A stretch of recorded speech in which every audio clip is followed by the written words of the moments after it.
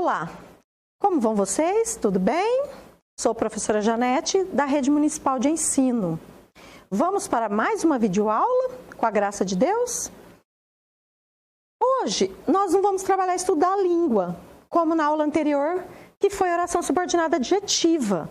Nós vamos trabalhar a produção de texto. Opinião e argumento. Já é do conhecimento de vocês. Desde o início das nossas videoaulas, se eu não me engano, foi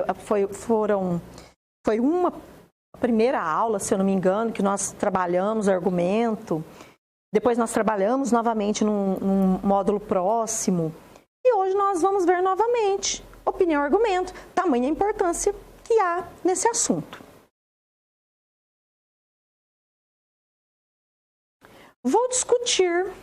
Não vou discutir, perdão. Essa é a minha opinião.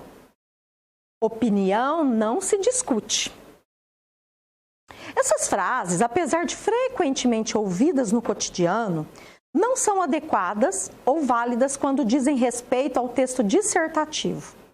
Na dissertação, embora a opinião seja pessoal, livre, o enunciador, que é aquela pessoa que fala ou escreve, precisa fundamentá-la. Olha a palavrinha, fundamentá-la. Ou seja, apresentar argumentos que a justifiquem. Aqueles argumentos sólidos que a sustentem. Opinião. Maneira de pensar, de ver, de julgar, ponto de vista que se adota. Então, cada um adota um ponto de vista sobre determinado assunto. Uma ideia, uma teoria, uma tese, aquilo que vai se defender. E o argumento? Já é a prova, o recurso para convencer alguém ou para alterar sua opinião. Para argumentar, podemos elaborar raciocínios lógicos e recorrer a exemplos, fatos, dados estatísticos, isso é muito importante, ou argumentos de autoridade, que também tem um embasamento muito forte, muito sólido, quando nós pegamos um argumento de autoridade. Depois vocês vão entender. Raciocínio lógico, o que seria? É um processo de estruturação do pensamento, de acordo com as normas da lógica, que permite chegar a uma determinada conclusão. Olha esse exemplo, como que nós podemos entender essa parte de raciocínio lógico? Exemplo de comprovação por raciocínio lógico. Olha só, os córregos de nossa cidade são poluídos. É uma premissa, ó. Os córregos de nossa cidade são poluídos. Todos eles desaguam no rio Belezas. Portanto, o rio Belezas está poluído. É algo lógico. Se o córrego da nossa cidade está poluído e ele deságua em um outro rio, esse rio automaticamente também está poluído. Raciocínio lógico. Argumento por exemplificação. Quando eu uso exemplos para sustentar meu argumento, para provar aquilo que eu estou dizendo. Consiste num breve relato de fatos que comprovam a tese defendida. Exemplos de comprovação por exemplificação. Exemplos de argumentos por exemplificação. Exemplo 1.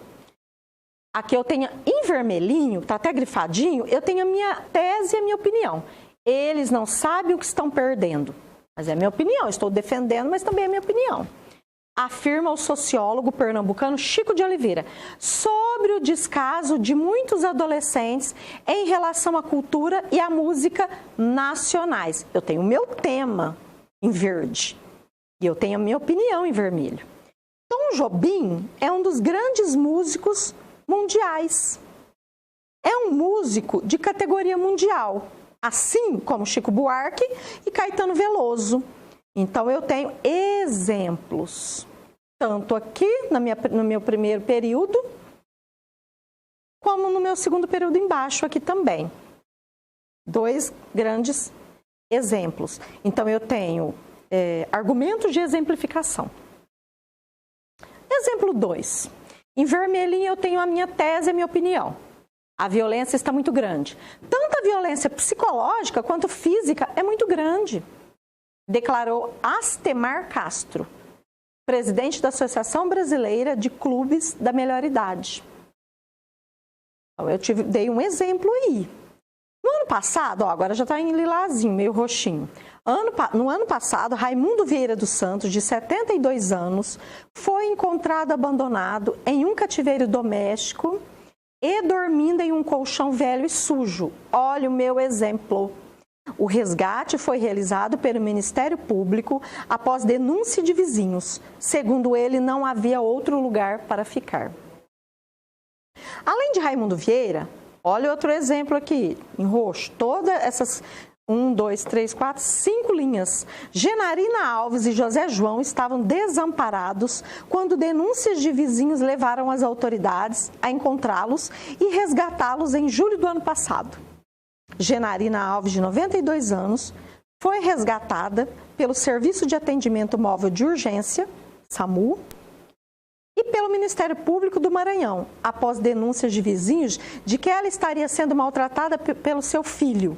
Então, qual seria a tese aqui? Ok? Então, dependendo da tese, eles jogaram esse argumento de exemplificação. Pode ser que estava defendendo a ideia de que um idoso não pode morar sozinho com o filho? Sei lá. A gente não sabe qual foi aqui a ideia que está sendo defendida, mas o argumento de exemplificação foi esse. Argumento de provas concretas. Prova concreta? Aquela que eu posso provar. Consiste no uso de dados estatísticos. A estatística, olha a matemática aí. Documentos arquivados ou fatos notórios. O que é um fato notório? Aquilo que é de domínio público, que todos têm o conhecimento, para comprovar as teses expostas. Aqui expostas. Exemplo de comprovação com dados concretos. A agricultura familiar tem um peso importante para a economia brasileira. Olha a minha tese, a minha defesa aqui, ó. Eu quero defender isso, que a agricultura familiar tem um peso importante para a economia brasileira. Preciso sustentar essa ideia. De que forma? Usando um argumento. No caso, um argumento de dados concretos por números. Olha lá, em azulzinho. Com um faturamento anual de 55,2 bilhões, caso o país tivesse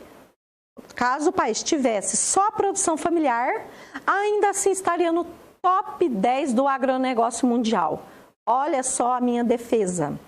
O meu argumento, minha defesa não, perdão, meu argumento concreto para sustentar o quê? A minha ideia aqui em vermelhinho, a minha opinião.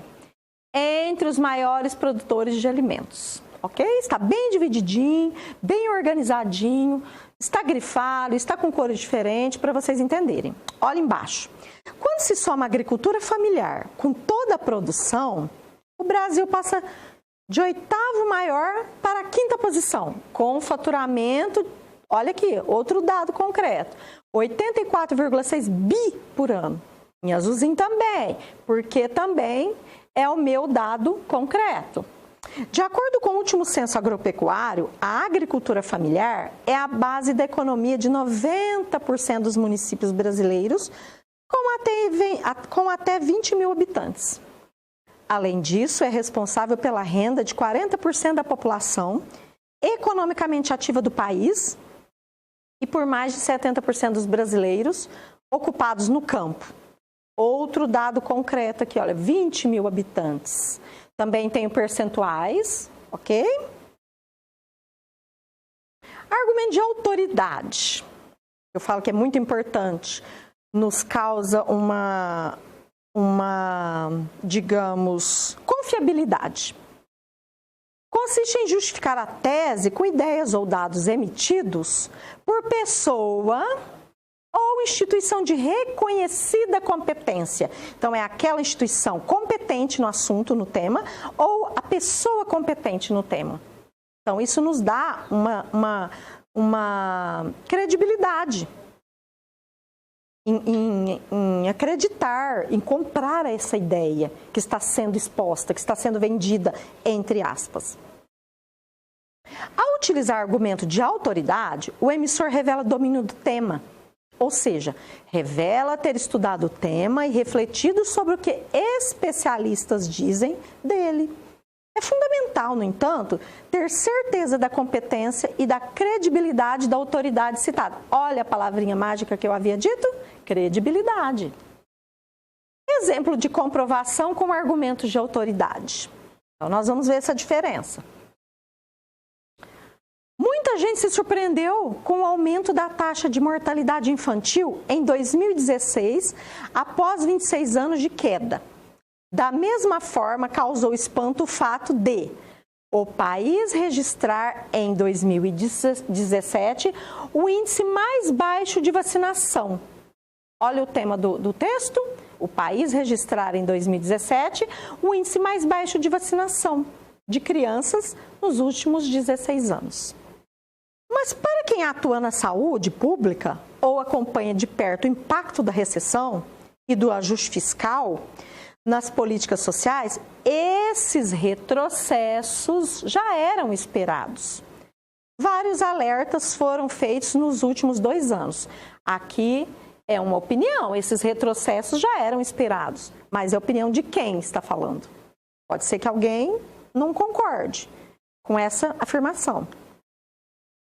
Há um ano, um relatório de 20 entidades da sociedade civil já alertava para esse risco caso o governo brasileiro prosseguisse cortando verbas de políticas sociais, como o Bolsa Família. Olha o meu argumento de autoridade, a quem eu posso dar uma credibilidade?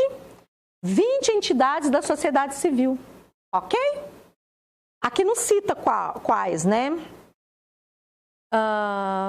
Então vamos lá. Em entrevista à agência pública, o economista Francisco Menezes, aqui eu estou citando uma pessoa que pode passar essa credibilidade. Pesquisador do IBASE. O que é esse IBASE? Instituto Brasileiro de Análises Sociais e Econômicas. Então é uma pessoa que trabalha num órgão competente da Action Aid Brasil e que fez parte da equipe que elaborou o documento. Disse, olha em vermelhinho novamente, que é meu argumento de autoridade. Disse que a advertência sobre a volta do país ao mapa da fome já é quase uma certeza. Então, eu tenho um argumento de autoridade aqui, de um economista, uma pessoa que está na profissão. Então, ela trabalha, ela lida, ela passa essa credibilidade. Então, ela consegue sustentar o argumento. Ok? Quer dizer, ela não, mas quem escreveu e usou esse exemplo aqui. Dados concretos.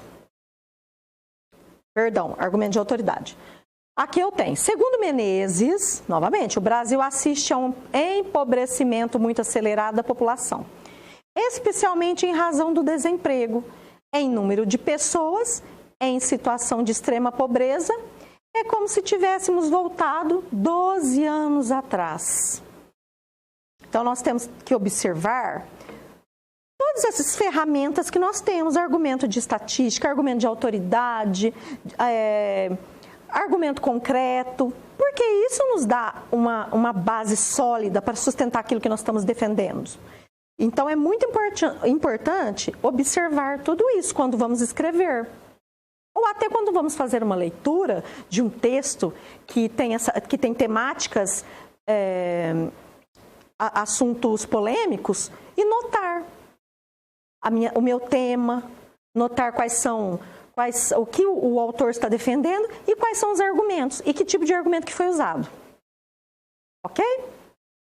Bom, por hoje é só. Fiquem com Deus. Um forte abraço e até a nossa próxima videoaula.